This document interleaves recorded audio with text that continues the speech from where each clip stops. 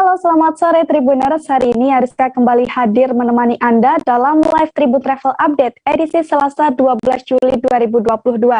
Dan seperti biasa, Ariska akan memberikan informasi terkait sejumlah wisata dan kuliner untuk Anda. Tentunya akan disampaikan secara langsung bersama sejumlah reporter kami yang ada di berbagai daerah. Inilah live Tribun Travel Update selengkapnya. Tribuners Klinik Bidan Bobo atau Marfuah di Jalan PH Sulaiman, Kabupaten Sanggau, memasak gulai sapi saat pemotongan hewan kurban tanggal 10 Juli 2022 kemarin. Menariknya, gulai sapi itu dimasak dengan cara berbeda Tribuners, yakni menggunakan dandang besar dan kayu bakar ala rumahan. Lantas seperti apa suasananya akan disampaikan oleh rekan Hendri Cornelius dari Tribun Pontianak. Silahkan rekan Hendri. Ya, Ariska, dapat kami sampaikan bahwa momen masak gulai sapi menggunakan kayu api atau kayu bakar ala rumahan itu dilakukan pada saat pemotongan hewan kurban di Klinik Bidan Bobo atau Marfuah di Jalan PH Sulaiman, Kecamatan Kapuas, Kabupaten Sanggau, Kalimantan Barat pada saat Hari Raya Idul Adha tahun 2022, yaitu tanggal 10 Juli 2022. Nah, gulai sapi tersebut dimasak menggunakan dandang yang berukuran besar dan menggunakan kayu api atau kayu bakar. Nah, untuk bumbunya sendiri umumnya sama seperti bumbu gulai. Nah, hanya saja cara memasaknya yang berbeda, yakni menggunakan kayu api atau kayu bakar yang memang sudah disiapkan. Nah, untuk rasanya juga dijamin sangat enak karena tentu saja makanan yang dimasak menggunakan kayu bakar memiliki cita rasa dan aroma yang khas. Nah, cita rasa dan aroma khas inilah yang disukai banyak orang, lebih wangi dan disebut menggoda selera makan. Nah, untuk plus minus masak menggunakan kayu bakar ini, Tribuners, jika berbicara soal durasi, masak menggunakan kayu bakar memiliki durasi yang terpanjang. Nah, durasi panjang masak menggunakan kayu bakar ini dihitung dari mulai membuat api hingga kayu bisa terbakar sampai ada bara api bisa tercipta. Nah, ketika kita masak menggunakan kompor gas, kita tidak perlu melalui kerepotan ini. Nah, karena masak menggunakan kayu bakar tentu saja maksud kami, karena masak menggunakan kayu bakar tentu saja harus repot untuk selalu menyimpan stok kayu atau arang yang siap dibakar. Namun untuk cita rasanya dan aromanya yang khas inilah yang tentu disukai banyak orang. Sekian, Ariska. Baik, terima kasih atas laporan Anda, rekan Hendri Cornelius dari Tribun Pontianak, dan selamat bertugas kembali.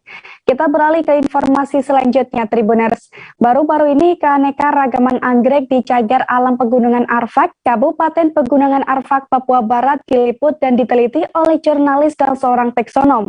Kolaborasi antara jurnalis dan peneliti ini merupakan kolaborasi yang belum banyak dilakukan, Tribuners. Selain dipublikasi, hasil dari penelitian juga bisa dimanfaatkan untuk melihat kejelian taksonom dalam menggali jenis-jenis anggrek baru. Dan untuk mengetahui lebih lengkapnya, kita sudah terhubung dengan rekan Didik Masudi dari Surya. Silakan rekan Didik. Ya, selamat siang rekan Ariska. Jadi belum lama ini jurnalis freelance Titik Kartiani dan taksonom anggrek Yuda R. Yudhistira melakukan perjalanan jurnalistik ke Taman Nasional Pegunungan Arfak di Papua Barat. Nah, kegiatan ini mendapat dari dukungan dari funding yang memang menyponsori kegiatan ini, dan kemudian hasilnya dipaparkan kepada sejumlah awak media di Kediri di Cafe Station di Kota Kediri, dan beberapa karya foto juga dipajang di sana. Ternyata ada beberapa yang menarik dari hasil perjalanan jurnalistik jurnalis Titik dan taksonom anggrek Yuda. Salah satu temuannya diantaranya Yuda menemukan anggrek yang selama ini memang belum banyak dikenal, yakni anggrek mini. Anggrek jenis Dendrobium ini ternyata ditemukan hanya mekar hanya dalam beberapa jam saja. Jadi bisa dilihat anggreknya itu mekar ini hanya beberapa jam aja. Kemudian juga ukurannya yang sangat kecil sekali. Jadi Anggreknya mekarnya itu hanya ukuran 2 cm sehingga kalau tidak diamati dengan detail akan sulit sekali.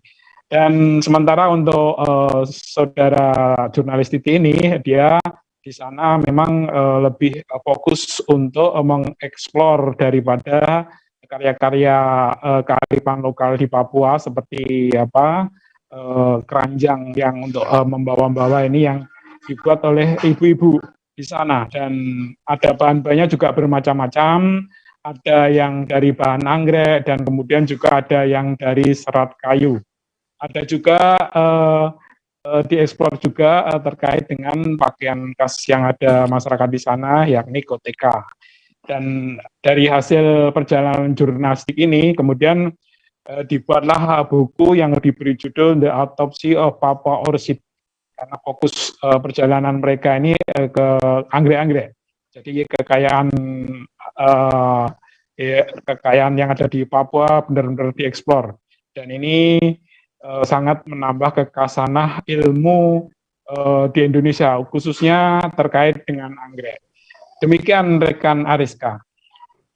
Baik, terima kasih rekan Didi Masudi dari Surya. Dan Tribuners, ada pula wawancara dengan Yuda R. Yudhistira, taksonom anggrek. Berikut liputannya untuk Anda. Ini di belakang kita tepat adalah Danau Perempuan, yang dimana ekosistem keanekaragaman hayati di setiap gunung-gunung yang kita lihat itu sangat-sangat kaya akan anggrek dan tumbuhan-tumbuhan yang saya sendiri baru lihat di sana. Dan di sini di Jawa kan. Mungkin selanjutnya bagian pertama yang anggrek yang saya bedah itu salah satu anggrek dari Dendrobium, itu ini Dendrobium palangium. Ini anggreknya sangat kecil dan mekarnya hanya hitungan jam. Jadi anggrek ini hanya mekar selama 8 jam. Jadi ketika aku lewat dari 8 jam, aku sudah nggak bisa lihat anggrek ini. Jadi pada saat yang tepat pagi-pagi saya tungguin mekar. Akhirnya saya taking foto, lalu bedah morfologi. Ukuran bunganya kurang lebih 2 cm. Saat mekar ya, saat mekar itu hanya 2 cm. Di situ tertulis 10 mili itu adalah 1 cm untuk ukuran garisnya. Tribuners, Kabupaten Sopeng, Sulawesi Selatan memiliki banyak tempat wisata yang menarik, dan satu di antaranya ada Waduk Ompo. Tribuners, saat mengunjungi tempat wisata ini, Anda bisa bersantai sembari menikmati aneka fasilitas yang tersedia. Udara dan nuansa di sana pun sangat asri, jadi sangat nyaman dimanfaatkan untuk healing. Tribuners, dan untuk melihat lebih detail keindahan Waduk Ompo, rekan kami Kaswadi Anwar dari Tribun Timur akan melaporkannya untuk Anda. Silakan rekan Kaswadi. Ya, terima kasih Ariska. Bisa saya sampaikan bahwa Kabupaten Sopeng merupakan salah satu kabupaten yang berada di Sulawesi Selatan. Jaraknya dari Kota Makassar untuk menempuhnya sekitar 4 jam. Nah, di sana terdapat berbagai potensi wisata alam, yakni Waduk Ompo salah satunya, di mana tempat ini kerap dijadikan oleh masyarakat Sopeng untuk bersantai, berkumpul bersama keluarga, sembari mungkin healing dari rutinitas sehari-hari. Tempat ini menjanjikan beberapa tempat ini memiliki fasilitas yang sangat mendukung masyarakat untuk bersantai. Di antaranya terdapat gazebo, kemudian terdapat kafe, serta tempat ini juga kerap dijadikan sebagai tempat untuk olahraga di area Sopeng. Selain itu, tempat ini juga kerap dijadikan sebagai tempat pemancingan bagi masyarakat Sopeng. Lokasinya berada di Kelurahan Ompo, Kecamatan Lalabata, Kabupaten Sopeng, tepatnya di belakang dari Permandian Alam Ompo. Di sini suasananya sangat sejuk karena banyak pepohonan yang telah tumbuh, dan uniknya ketika ke tempat ini masyarakat tidak perlu membayar sepeser pun. Ini gratis untuk memasuki area tempat ini. Dan para masyarakat yang ingin menikmati, lebih baik jika saya sarankan jika ingin datang ke tempat ini, cocoknya ketika sore hari, lantaran bisa juga menikmati terbenamnya sang fajar di ufuk barat. Sekian Ariska. Baik, rekan Kaswadi Anwar dari Tribun Timur, terima kasih atas laporan Anda. Kita beralih ke informasi selanjutnya, Tribuners. Dalam sepekan terakhir, di kota Pasangkayu, Sulawesi Barat, banyak ditemukan penjual durian. Dan satu di antaranya adalah Mama Irfan, Tribuners. Mama Irfan ini menjajakan durian lokal jenis susu di depan lapangan sepak bola Merdeka Pasangkayu. Dan untuk mengetahui lebih detailnya, kita sudah terhubung dengan rekan Sugianto dari Tribun Sulbar. Silakan rekan Sugianto. Ya, rekan Ariska di studio. Baiklah, terima kasih. Memang betul rekan Ariska bahwa di Kabupaten Pasangkayu, Provinsi Sulawesi Barat, saat ini atau tepatnya di bulan Juli ini, di sini musim durian dan kelihatan di berbagai titik dalam kota Pasangkayu menandakan bahwa Kabupaten Pasangkayu ini memang sedang musim durian. Itu banyak sekali pedagang yang menjual durian di dalam kota Pasangkayu. Salah satunya tadi persis di sudut lapangan Merdeka Kabupaten Pasangkayu, tepatnya di Jalan Andi Depu. Ada Mama Irma di sana menjual durian. Terus kemudian di Jalan Insinyur Soekarno, tepatnya di Tugu Kelapa Sawit yang merupakan ikon Kabupaten Pasangkayu, juga banyak penjual buah durian berjejer di sana. Juga di Desa Ako yang jaraknya hanya 1 kilo lebih dari Kota Pasangkayu, juga banyak di sana penjual durian. Kemudian di area SPBU Bulu Cindolo dan juga Jalan Insinyur Soekarno juga banyak penjual buah durian di sana.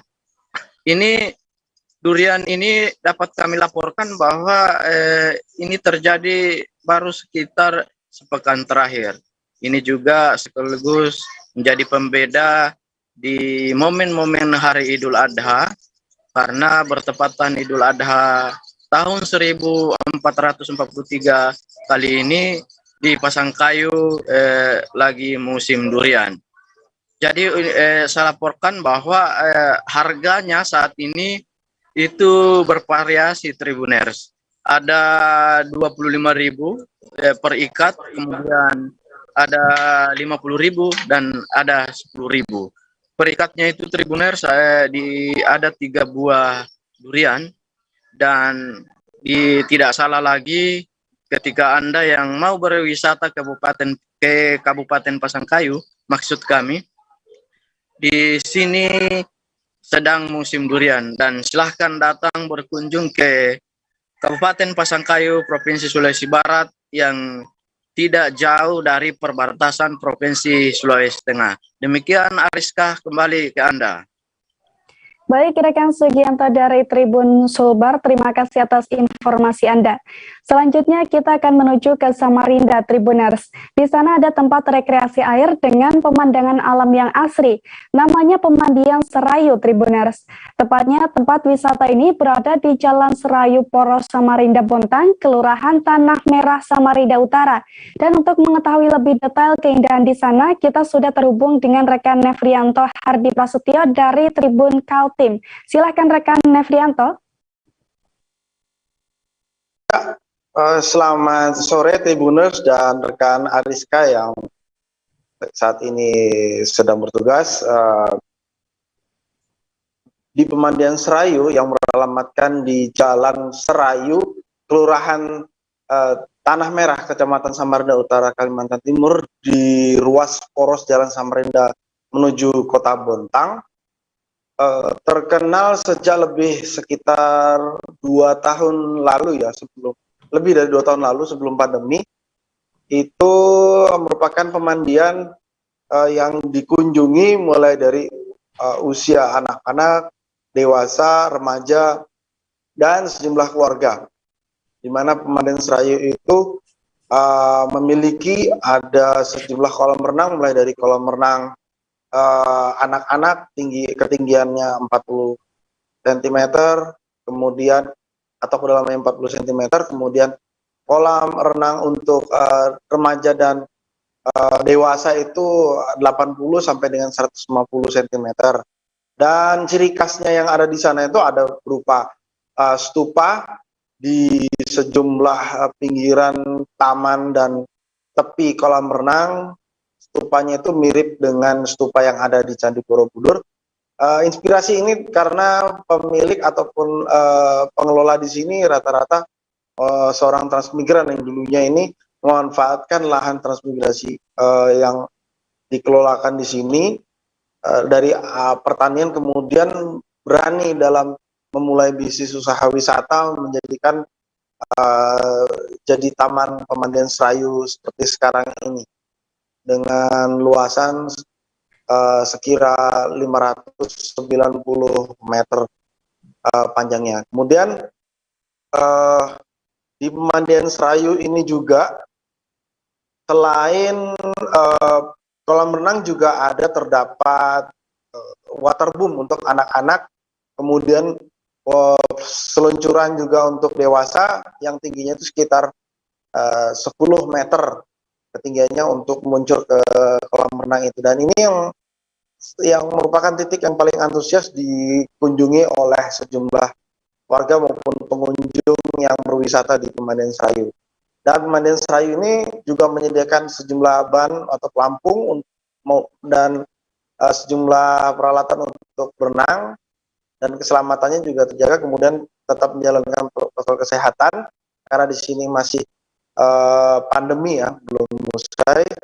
Kemudian juga di pemandian serayu ini juga terdapat pemandian anak-anak, kemudian ada pula sejumlah taman, kemudian ada pujasera ataupun kantin untuk belanja kuliner. Dan juga selain untuk berwisata bersama keluarga, teman maupun orang-orang kita terdekat, pemandian serayu ini juga memiliki taman maupun sejumlah gazebo menjadi khas. Gazebo yang ada paling besar itu yang berada di kolam renang paling bawah, kemudian ketika naik ke atas sendiri itu ada sejumlah gazebo yang bisa digunakan setiap pengunjung untuk istirahat, mau bersama keluarga maupun untuk berfoto. Juga sejumlah spot foto juga bisa terdapat di pemandian serayu. Dan baru-baru ini pada baru sekitar 3 hari ini ada wahana baru yang diluncurkan dan dioperasikan oleh manajemen maupun owner serta pengelola pemandian serayu, yakni kolam ombak juga kolam salju, di mana kolam ombak ini menghadirkan sensasi berenang di kolam renang, namun dengan menggunakan mesin khusus sehingga menghadirkan sensasi ombak yang ada di kolam renang. Kemudian untuk kolam salju itu menghadirkan sejumlah salju yang merupakan efek salju yang diciptakan dari cairan seperti sabun gitu ya, yang bisa dinikmati para pengunjung. Dan saat ini kolam pemandian serayu terus mengupdate sejumlah fasilitas seperti taman, tempat berfoto, dan sudah tersedia sekira 16 toilet yang mensupport kenyamanan para pengunjung, tamu-tamu maupun warga yang berkunjung di sana. Kemudian ada pula tempat ibadah, musola yang dengan bangunan cukup unik dan memadai, tempat duduknya juga tersedia. Kemudian kalau setiap weekend, nah itu karena biasanya ada peningkatan jumlah pengunjung, juga dihadirkan sejumlah hiburan musik, elektron, dan sejumlah hiburan. Bahkan terkadang bisa juga kuis maupun games yang berhadiah menarik. Dan untuk menuju kolam pemandian serayu di Tanah Merah, Samarinda Utara, Kalimantan Timur ini, dari bandara bisa menempuh sekira 45 menit waktunya, dan dari terminal itu sekitar 1 jam ya, dari terminal Sungai Kunjang itu 1 jam, dan bisa ditempuh melalui kendaraan roda 4 maupun kendaraan roda 2 dengan fasilitas yang sudah nyaman dan jalan yang sudah baik dan mulus untuk dilintasi. bagi sejumlah penikmat wisata air, terutama di kota tepian, maupun sejumlah wisatawan, boleh saja ya langsung mengunjungi kolam pemandian Serayu yang terletak di Samarinda, tepatnya di Kelurahan Tanah Merah, Jalan Serayu, Jalan Poros, Samarinda Puntang. Cukup dengan membayarkan tiket 30.000, Anda semua pengunjung bisa menikmati sensasi berenang, kolam berenang dengan ombak maupun kolam salju dan fasilitas yang ada di sana. Demikian Ariska dan Tribuners, terima kasih. Baik, terima kasih kembali rekan Nevianto Hardi Prasetyo dari Tribun Kaltim. Dan Tribuners, rekan Nevianto juga sempat berbincang dengan salah satu pengunjung yang bernama Hasanah. Berikut liputannya untuk Anda. Tahu dari mana ini di sini? Ini kan jauh tempatnya. Ini kan jauh tempatnya. Tahu dari mana? Oh, dari ini, dari dekat aja. Oh, dari sosmed tahunya. Tapi kalau ke sini jauh? Lumayan sih, 15 menit. Berkeluarga nih? Iya. Oh iya, siap. Berapa kali sudah ke sini, Pak? Udah sering? Masya Allah, berarti ini warnanya bertambah. Tribuner, setelah ini kami akan kembali lagi dengan berbagai informasi wisata lainnya. Tetap bersama kami di live Tribun Travel Update. Sebenarnya aku nggak ngerasa itu penangkapan atau penggerebegan atau apapun itu. Karena gini loh, posisinya aku kriteria. Jadi kita mengenal disebut dengan stroke yang tidak berdarah dengan stroke yang berdarah. Stroke yang tidak berdarah itu biasanya ditandai dengan adanya penyumbatan. Kalau itu terjadi di sini mungkin pikirnya tidak ke situ kali ya. Tapi kalau di Korea atau di Kamboja itu ada beberapa paper yang saya itu mas, ya dulunya tukang koran. Oh gitu ya. Tukang koran. Ya saya baca ya Pak. Tuh kan pernah baca kan. Ya. Jadi kalau saya jadi tanggang itu udah bersyukur banget. Si anak ini dijadikan sebagai tersangka begitu. Ya kalau ini kita bicara yang di luar kasus Situbondo ya. Dengan nama hujan shower, di mana terdapat batas jelas antara daerah hujan dan tidak hujan yang biasanya terjadi pada fase awal mature stage atau tahap bahaya itu Kang. Jadi mulai artinya terjadinya perlembekan. Nah itu untuk penetrasi akan sulit gitu ya.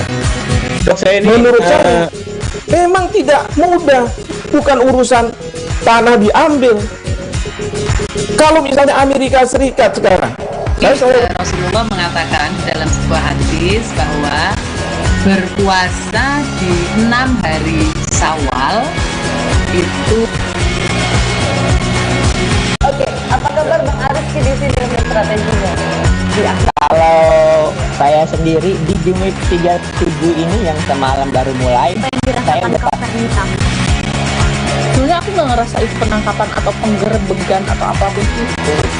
Karena gini loh, posisinya aku kriteria. Jadi kita mengenal disebut dengan stroke yang tidak berdarah dengan stroke yang berdarah. Stroke yang tidak berdarah itu biasanya ditandai dengan adanya penyumbatan. Kalau itu terjadi di sini mungkin pikirnya tidak ke situ kali ya. Tapi kalau di Korea atau di Kamboja itu ada beberapa paper yang saya itu mas, ya dulunya tukang koran. Oh gitu ya. Tukang koran. Ya saya baca ya Pak. Tuh kan pernah baca kan. Ya. Jadi kalau saya jadi tanggang itu udah bersyukur banget. Si anak ini dijadikan sebagai tersangka begitu. Ya kalau ini kita bicara yang di luar kasus Situbondo ya. Dengan nama hujan shower, di mana terdapat batas jelas antara daerah hujan dan tidak hujan yang biasanya terjadi pada fase awal mature stage atau tahap bahaya itu Kang. Jadi mulai artinya terjadinya perlembekan. Nah itu untuk penetrasi akan sulit gitu ya. Dok, saya ini menurut saya memang tidak mudah, bukan urusan tanah diambil. Kalau misalnya Amerika Serikat sekarang, Rasulullah mengatakan dalam sebuah hadis bahwa berpuasa di 6 hari Syawal itu.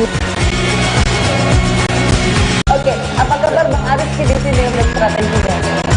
Kalau saya sendiri di Jumit 37 ini yang semalam baru mulai, saya udah sebenarnya aku nggak ngerasa itu penangkapan atau penggerebegan atau apapun itu. Karena gini loh, posisinya aku kriteria. Jadi kita mengenal disebut dengan stroke yang tidak berdarah dengan stroke yang berdarah. Stroke yang tidak berdarah itu biasanya ditandai dengan adanya penyumbatan. Kalau itu terjadi di sini mungkin pikirnya tidak ke situ kali ya. Tapi kalau di Korea atau di Kamboja itu ada beberapa paper yang Saya itu mas, ya dulunya tukang koran. Oh gitu ya. Tukang koran. Ya saya baca itu pak. Tuh kan pernah baca kan? Jadi kalau saya jadi tangga itu udah bersyukur banget. Si anak ini dijadikan sebagai tersangka begitu.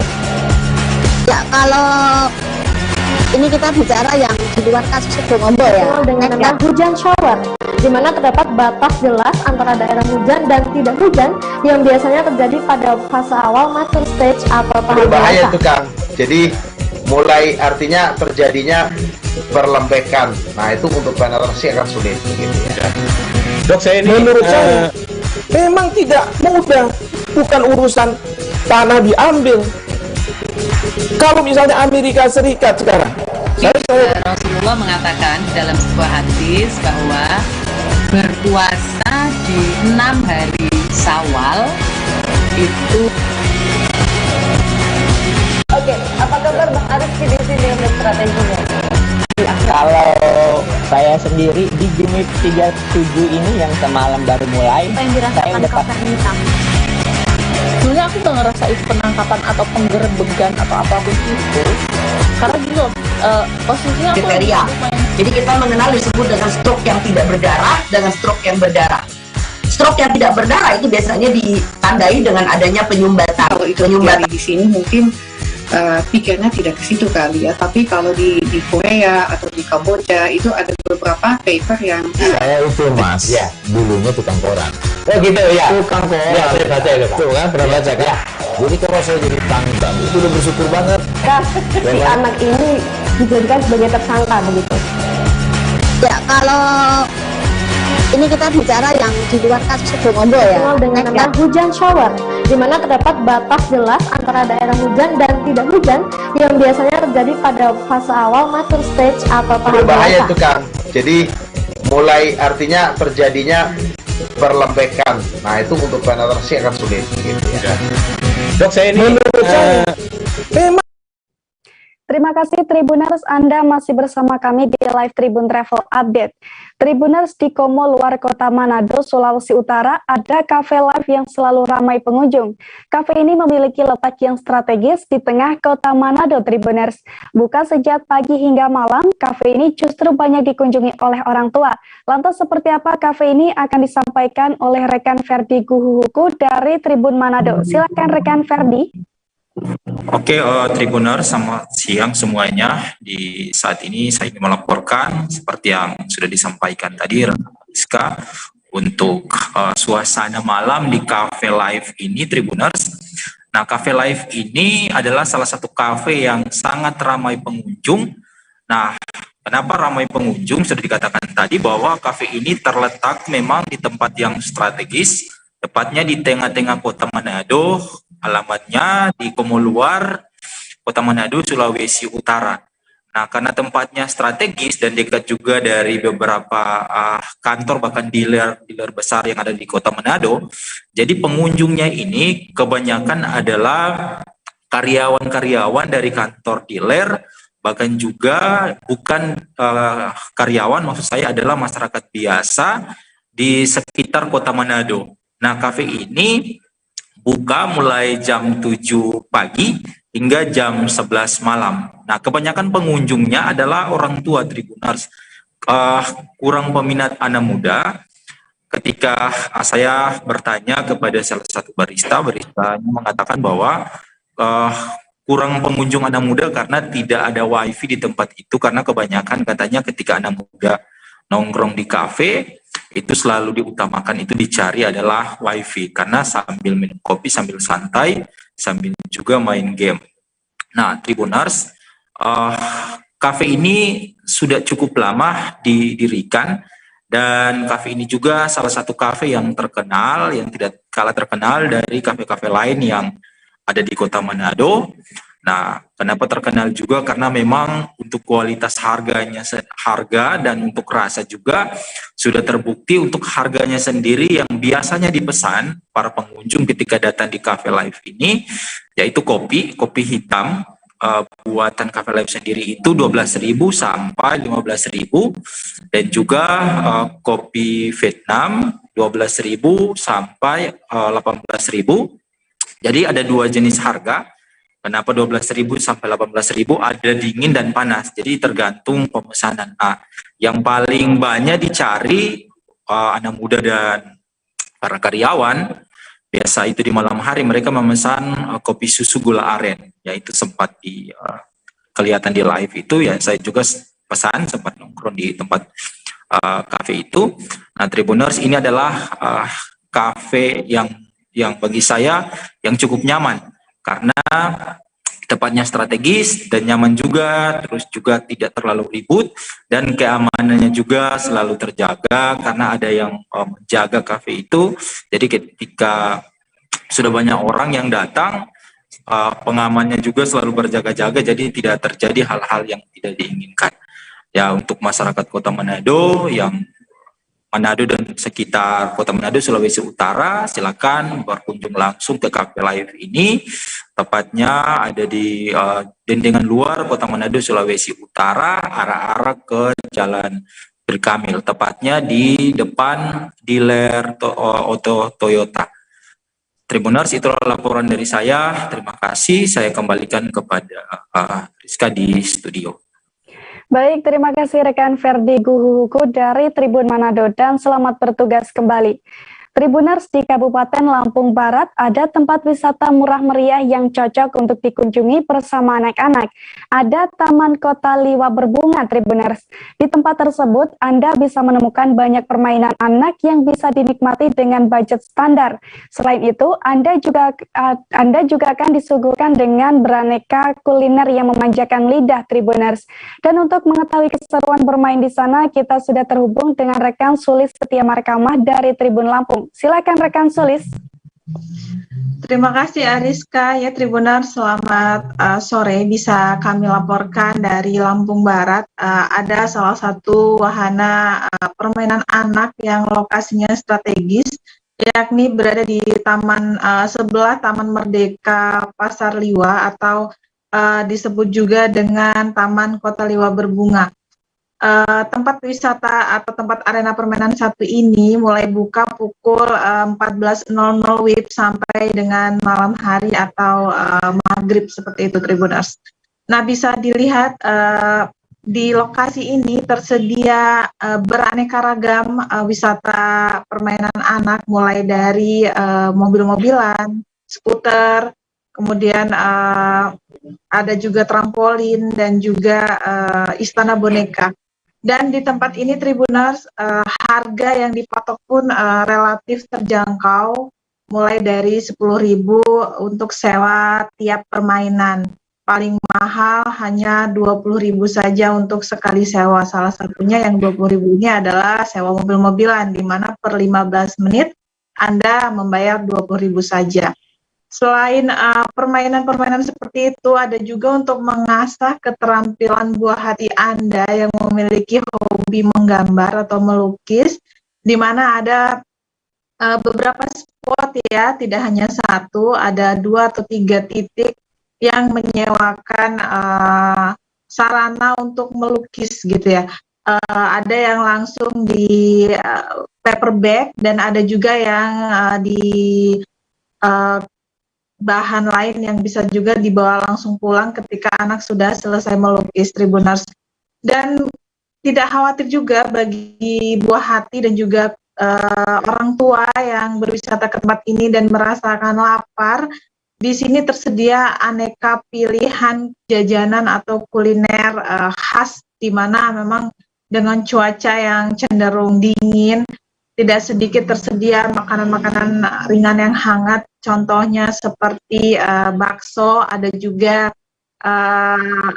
telur gulung, ada juga sempol ayam, dan bahkan bagi Anda yang ingin merasakan sensasi minuman yang segar di kondisi cuaca dingin, tersedia juga beragam pilihan minuman, di antaranya boba, Tribuners.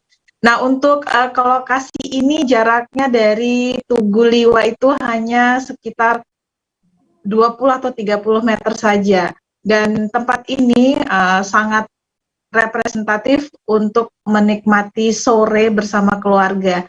Selain ada pilihan juga di Taman Hamtebiu, Tribuners. Mungkin sekian, Ariska. Baik, terima kasih atas informasi Anda, rekan Suli Setia Marikamah dari Tribun Lampung. Tribuner, selanjutnya kita akan menuju wisata Batu Sindu di Tanjung Senubing. Saat ke sana, Anda akan disuguhkan dengan keindahan hamparan batu granit raksasa di pantai maupun di atas bukit, Tribuners. Berbeda dengan batu granit pada umumnya, batu granit raksasa di sana bermotif salur-salur alami. Dan untuk melihat lebih detail keindahannya, ada rekan kami Muhammad Ilham dari Tribun Batam yang akan melaporkannya untuk Anda. Silahkan rekan Ilham. Halo rekan Ariska dan sobat Tribuner semua. Jadi Batu Sindu ataupun yang ada di Tanjung Senubing merupakan salah satu geoset yang ada di Geopark Natuna, di mana objek wisata satu ini merupakan objek wisata yang cukup terkemuka di Natuna, dikarenakan memang objek wisata ini penuh dengan hamparan bebatuan granit raksasa ya, yang ada di pantai maupun di atas bukit, dan itu menjadi ciri khas akan keindahan wisata Batu Sindu di Tanjung Senubing, Kecamatan Bunguran Timur, Kabupaten Natuna, Provinsi Kepulauan Riau. Nah, di mana permukaan batu granit raksasa di sana bermotif sulur-sulur alami dan menjadi pembeda dengan batu granit pada umumnya, di mana permukaan dari batu granit itu terdapat semacam irisan-irisan yang terbentuk secara alami dari bentukan dari cuaca, baik dari udara, angin, dan juga hujan, sehingga di bagian permukaan batu granit ini yang sudah ribuan tahun itu memiliki motif sulur-sulur seperti itu. Dan bahkan tidak tanggung-tanggung ya Sobat Tribuners, objek wisata ini juga menjadi satu di antara dari 8 geoset Geopark Natuna yang bahkan keindahannya memungkinkan untuk Geopark Natuna diusulkan untuk menjadi UNESCO Geopark Global. Nah, sementara lokasi wisata yang satu ini tidak begitu jauh ya dari pusat Kota Ranai, hanya berjarak sekitar 9 km dari Pantai Piwang ataupun dari pusat Kota Ranai, yang dapat ditempuh menggunakan kendaraan roda 2 dan juga roda 4 yang berkisaran memakan waktu hanya sekitar 10 menit. Nah, setelah melewati jalan beraspal sekitar 8 km dari arah Pantai Piwang ya Sobat Tribuners, nantinya kita akan masuk ke sebuah gang sebelah kanan, dan jalanan tersebut bukan aspal ya, melainkan dari tanah dan juga batu granit kecil yang sengaja diletakkan di sana agar mempermudah pengunjung untuk datang ke Senubing ini, wisata objek Senubing, dengan jarak sekitar 5 menit dengan jaraknya sekitar 1,2 km. Nah, sementara saat kita berada di tempat parkir, selanjutnya kita akan turun ataupun menuruni bukit sekitar 50 meter ke bawah, di mana pada saat turun itu juga jalannya cukup ekstrim ya, dikarenakan memang masih alami, masih tanah, dan tidak dibuatkan jalan secara khusus. Nah, namun saat sampai di bawah, kita akan melihat hamparan bebatuan granit yang memiliki motif sulur-sulur, dan itu sangat cukup indah. Hamparan bebatuan ini bisa dilihat dari tepi laut ataupun tepi pantai hingga di atas bukit, di mana ketika kita sampai di sana akan sangat banyak dari pilihan untuk menjadikan sebagai background foto ataupun objek foto. Nah, itulah salah satu sebab kenapa Batu Sindu yang ada di Tanjung Senubing ini dijadikan sebagai salah satu geoset Geopark Natuna, dan bahkan nantinya Geopark Natuna sendiri akan diusulkan menjadi UNESCO Geopark Global. Nah, bagi Sobat Tribuners yang hendak datang kemari, itu cukup murah, dikarenakan untuk masuk ke wisata objek Senubing ini tidak perlu membayar tiket masuk, dikarenakan memang untuk saat ini masih gratis ya. Dan satu hal lagi Sobat Tribuners, saat berkunjung ke sana jangan lupa untuk membawa bekal seperti makanan dan minuman ringan ya, dikarenakan memang di wisata objek Senubing ini hingga saat ini masih belum terdapat pelaku UMKM ataupun pedagang kecil-kecilan di sana untuk memberikan makanan ringan bagi pengunjung di sana. Jadi demikian dulu laporan dari saya, rekan Ariska. Terima kasih. Baik, rekan Muhammad Ilham dari Tribun Batam, terima kasih dan selamat bertugas kembali. Tribuner, selanjutnya ada rekomendasi villa menarik untuk Anda yang ada di Bandar Lampung. Namanya Private Homestay Berlian, Tribuners. Villa ini mengusung konsep rumah bambu sederhana di daerah pegunungan yang sejuk, tepatnya di Jalan Wan Abdurrahman, Kampung Sukaharum Batu Putuk, Teluk Betung Barat, Kota Bandar Lampung. Dan untuk mengetahui fasilitas dan nuansa di sana, rekan kami Agustina Suryati dari Tribun Lampung akan melaporkannya untuk Anda. Silakan rekan Agustina. Baik, terima kasih rekan Ariska. Jadi seperti yang telah disebutkan tadi oleh rekan Ariska, ada satu rekomendasi villa atau penginapan yang bisa Tribuners tempati bersama keluarga besar, yakni Private Homestay Berlian. Jadi Private Homestay Berlian ini merupakan satu di antara tempat menginap untuk baik itu untuk keluarga ataupun untuk komunitas yang bisa dijajal di Kota Bandar Lampung. Ya. Jadi apabila Tribuners ingin mencoba suasana baru untuk staycation bersama keluarga untuk melakukan quality time. Jadi Private Homestay Berlian ini disarankan untuk Anda. Dan di Private Homestay Berlian ini, Tribuners bisa menemukan sebuah villa yang nampak sederhana, namun dia memiliki ciri khas berupa rumah bambu. Jadi di sana rumah bambunya nampak seperti rumah panggung dan juga rumah bambu tersebut bernuansa Nusantara. Tribuners juga bisa mendapati pada halaman rumah bambu tersebut, Tribuners bisa merasakan nuansa ala pedesaan yang bisa dirasakan di Private Homestay di Berlian tersebut. Tribuners bisa menikmati seluruh fasilitas yang ada di Private Homestay Berlian tersebut dengan harga cukup terjangkau, yakni mulai dari Rp750.000 per malam sampai Rp1.200.000 per malam untuk 10 orang atau lebih. Jadi Tribuners bisa lebih hemat dalam liburan untuk keluarga di situ. Jadi Tribuners bisa berasa memiliki sebuah villa sendiri ya di sana dengan dalam waktu semalam. Jadi fasilitas yang ada di sana yang bisa dinikmati itu antara lain ada kamar untuk kapasitas 4 sampai 5 orang Tribuners. Selain itu di dalam kamar tersebut itu terdapat bed, ranjang yang nyaman, lalu ada juga televisi layar datar, kemudian ada juga lemari, kemudian Tribuners juga bisa disejukkan oleh kipas angin yang ada di dalam kamar tersebut. Dan di sisi lain, di fasilitas yang ada di luar kamar itu Tribuners bisa menikmati aula lesehan, lalu ada juga ruang makan bersama, kemudian ada dapur bersama, kemudian Tribuners juga bisa menikmati spot foto yang ada di sana, lalu ada juga area bermain untuk anak-anak seperti kolam renang, lalu ada ayunan juga dan juga halaman untuk bermain anak-anak. Kemudian selain itu disertakan pula fasilitas tambahan itu berupa alat panggang apabila Tribuners ingin mengadakan aktivitas memanggang, dan juga Tribuners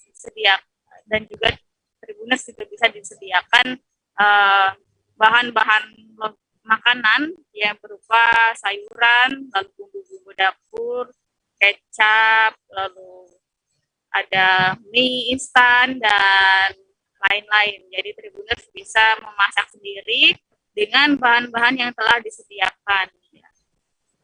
Dan untuk lokasinya, Private Homestay Berlian ini itu berada di Jalan Wan Abdurrahman di Desa Sukaharum, Batu Kutuk, di Kecamatan Teluk Betung Barat, Kota Bandar Lampung. Baik, sekian Ariska. Baik, terima kasih atas rekomendasi Anda, rekan Agustina Suryati dari Tribun Lampung. Tribuners, informasi tersebut sekaligus mengakhiri perjumpaan kita pada live Tribun Travel Update kali ini. Nantikan informasi lainnya hanya di Tribun News. Dan saya Ariska Khairina beserta segenap kru yang bertugas pamit undur diri. Terima kasih dan sampai jumpa. Jangan lupa like, subscribe, dan share ya.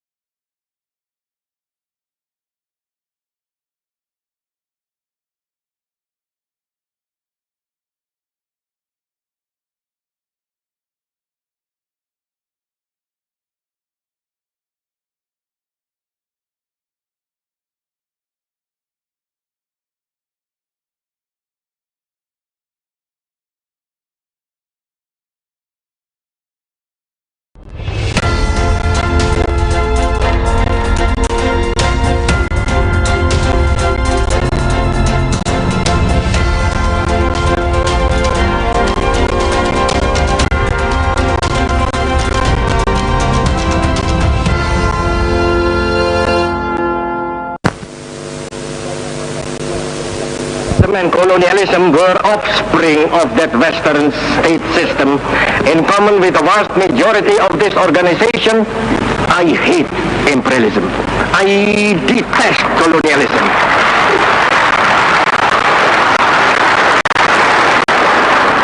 And I fear the consequences of their last bitter struggle for life. But we are determined that our nations and the world as a whole shall not be the plaything of one small corner of the world. We do not seek to defend the world we know. We seek to build a better world.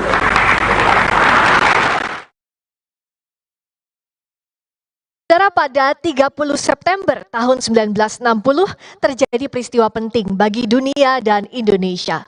Pidato Presiden pertama Republik Indonesia Insinyur Soekarno di depan para pemimpin negara anggota PBB berjudul To Build the World Anew, membangun dunia baru, telah menggemparkan dunia.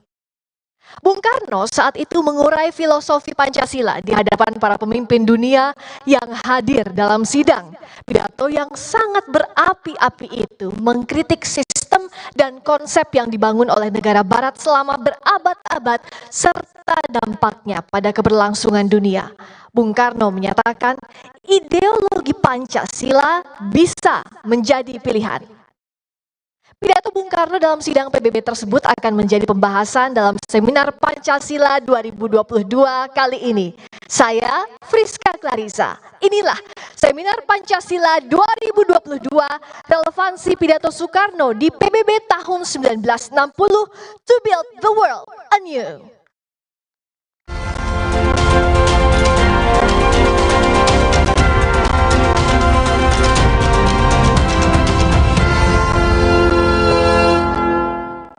Hadirin yang kami hormati, sebelum kita memulai seminar kali ini, mari kita nyanyikan bersama lagu kebangsaan Indonesia Raya. Hadirin, kami mohon berdiri.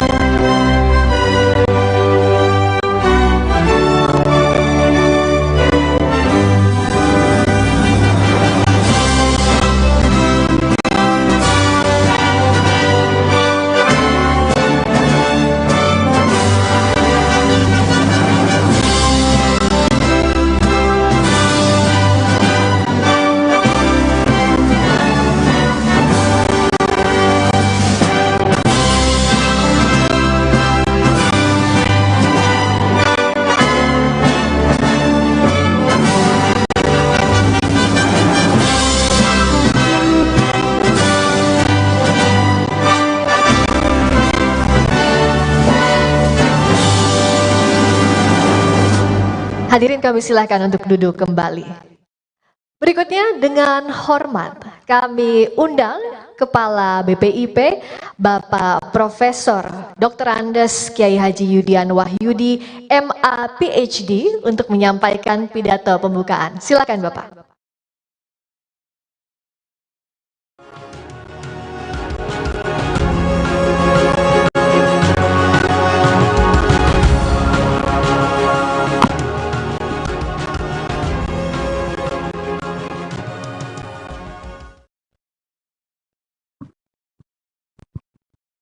Assalamualaikum warahmatullahi wabarakatuh. Salam sejahtera untuk kita semua. Shalom, Om Swastiastu, Namo Buddhaya, Rahayu, Rahayu, Rahayu, Salam Pancasila.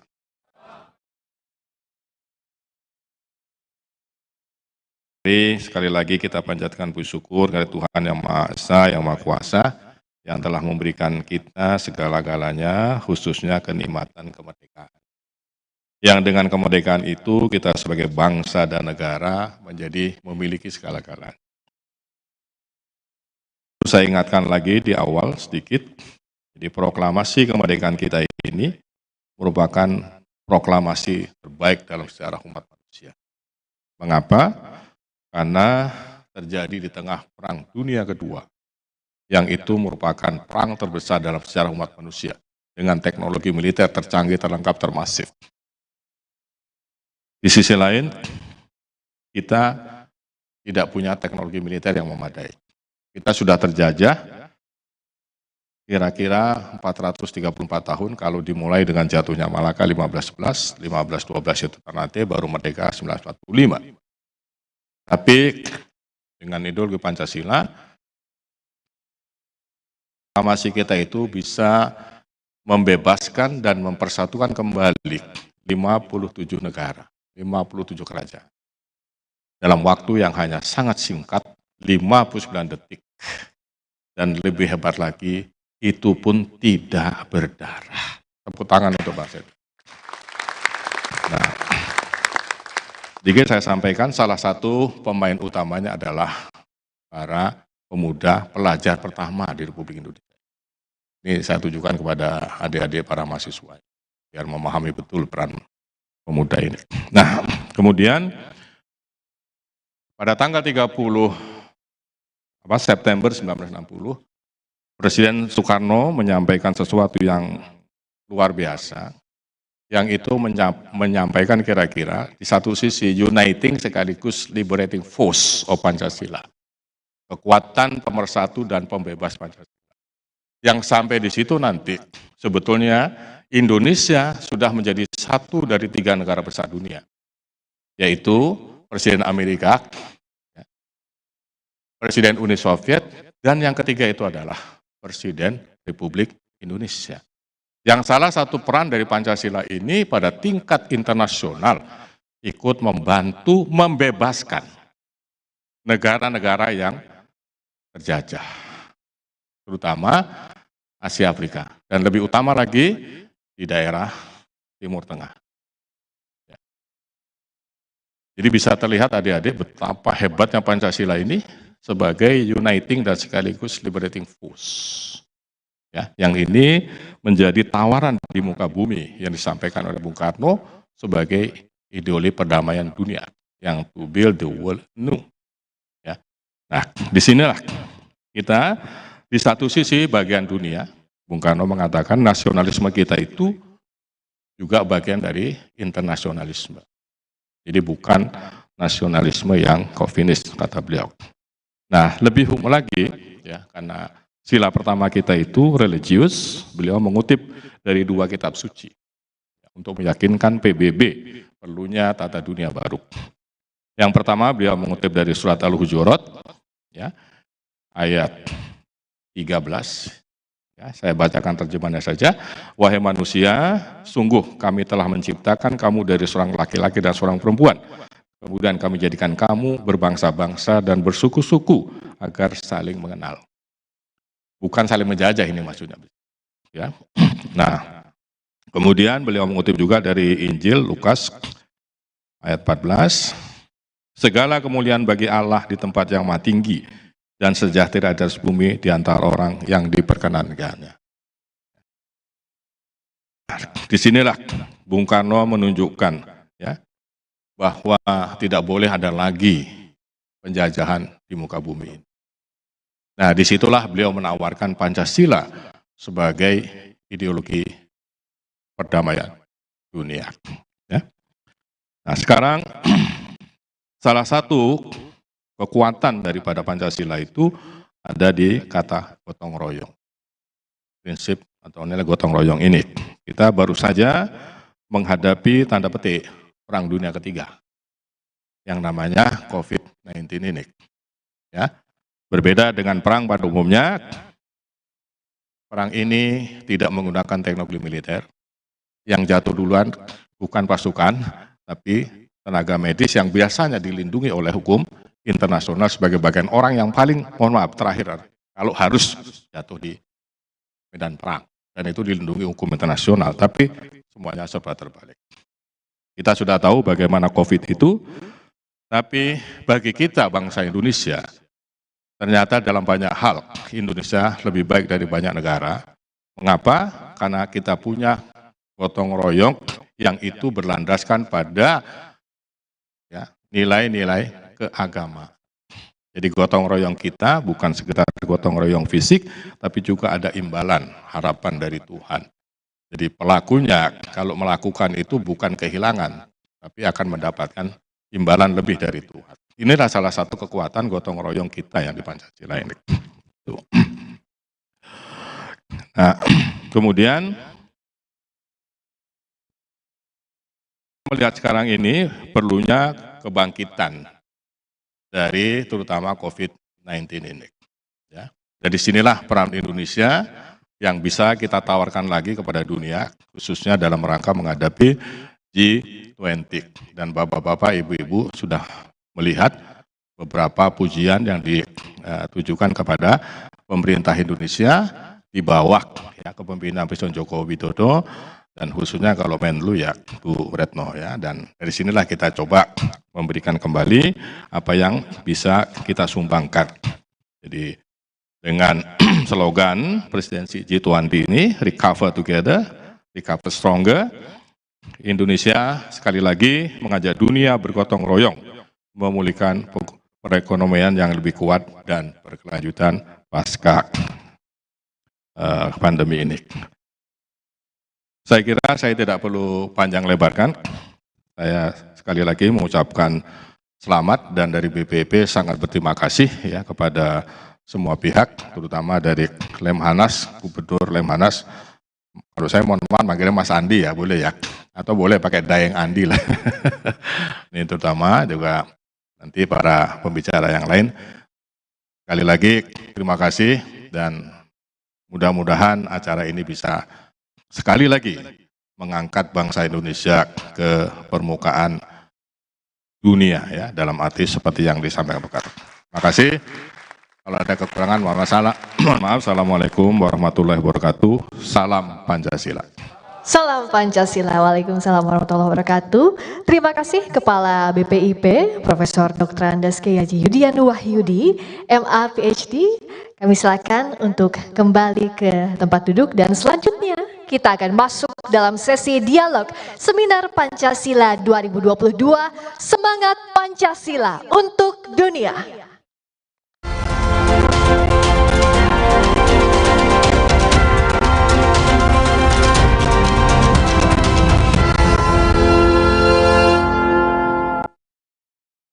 Bapak, Ibu, kawan-kawan hadirin yang kami hormati, waktunya kita masuk ke sesi seminar dan diskusi pada hari ini. Kita akan panggil langsung para narasumber yang sudah hadir di studio 1 Kompas TV. Yang pertama, Bapak Andi Wijayanto, Esos MSc, Gubernur Lemhanas RI. Kami silakan Pak Andi.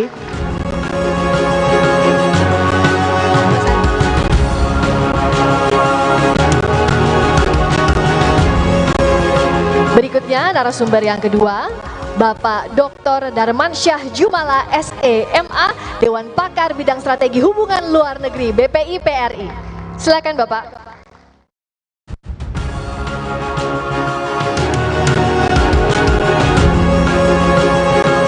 Narasumber berikutnya kami undang Bung Boni Triana, sejarawan. Silakan Bung Boni.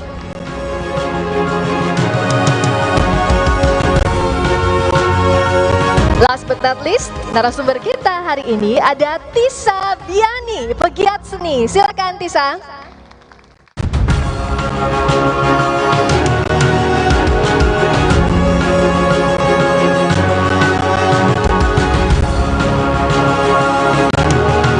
Boleh tepuk tangan yang meriah untuk para narasumber yang sudah hadir di sesi diskusi kali ini.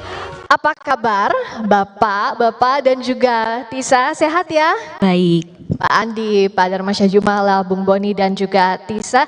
Selain para narasumber, juga saya mau menyapa para hadirin yang sudah hadir pada hari ini. Yang pertama kami juga ucapkan selamat datang kepada Bapak Tri Sutrisno, Wakil Presiden ke-6 Republik Indonesia yang sudah bergabung di seminar ini. Terima kasih Bapak, semoga sehat selalu. Secara virtual sudah hadir Bapak Tri Sutrisno. Berikutnya juga kami ucapkan selamat datang kepada para peserta seminar via Zoom atau daring. Ada 300 peserta dari berbagai universitas. Ada juga hadir di studio perwakilan dari Universitas Indonesia. Mana suaranya? Gak mau kalah, ada juga UIN Jakarta. Sudah hadir juga dari Politeknik Negeri Jakarta dan Politeknik Kesehatan Jakarta. Mana juga suaranya? Semoga sehat selalu ya, sudah semangat. Terima kasih sudah hadir dan ikuti seminar Pancasila kali ini. Kita akan masuk saja ke sesi dialog. Di sesi ini kita akan membahas soal relevansi pidato Bung Karno di PBB tahun 1960 bagi dunia saat ini. Saya mulai dulu dari Pak Andi. Pak Andi, kita tahu di sidang umum PBB 1960 saat itu Bung Karno memperkenalkan Pancasila kepada dunia. Bicara soal saat ini, bagaimana kini Indonesia merepresentasikan nilai-nilai Pancasila? Bisa juga kita kaitkan dengan Indonesia posisinya saat ini memegang keketuaan atau presidensi G20. Silakan, Pak Adi. Terima kasih. Ada beberapa konteks yang disampaikan oleh Bung Karno tahun 1960 itu yang masih menjadi perjuangan kita saat ini ya. Yang pertama di pidato itu Bung Karno menegaskan komitmen Indonesia untuk memperjuangkan kemerdekaan. Ya, semua bangsa, anti penjajahan, anti kolonialisme. Ya, PR kita sampai hari ini adalah memperjuangkan Palestina merdeka. Ya, itu tetap menjadi pekerjaan rumah sesuai dengan dulu apa yang ingin dicapai oleh Bung Karno di pidato tersebut. Lalu yang kedua, Bung Karno menegaskan bahwa tidak boleh lagi di dunia ini terpilah antara negara-negara besar dengan negara-negara kecil, apalagi negara-negara yang baru merdeka.